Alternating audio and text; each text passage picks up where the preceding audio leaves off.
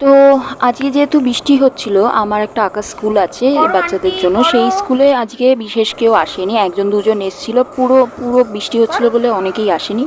তো যেই একজন দুজন এসেছিলো তাদেরকে করতে দিয়ে আমি আগের দিনের যারা ক্লাস ওয়ার্ক করেছে সেইগুলো জমা থাকে সেইগুলো দেখছিলাম।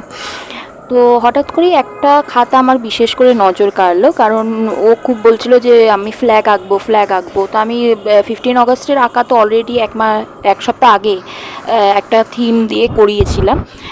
তো এটা ও ফ্ল্যাগ আঁকবো বলেছিল, আমি বললাম ঠিক আছে করো। তো আমি পরে আর দেখিনি যে এইগুলো লিখেছে। কি হয় না, আমাদের বড়দের অনেক সময় ভিডিওতেও দেখা যায়, আর আমি নিজে ক্লাসে বড়দেরকে জিজ্ঞেস করেছিলাম, ছোটদের ওপর অতটা করিনি, আমি নিজেই মাথা দিয়ে ভেবে নিয়েছিলাম যে ওরা তো পারবে না। কিন্তু এখানে একটু একটুখানি কি বলবো, স্পেলিং মিস্টেক ছাড়া বাদবাকি সব কিছুই ও একদম ঠিক লিখেছে। মানে আমরা কত কম আশা করি, কিন্তু ওরা কত কিছু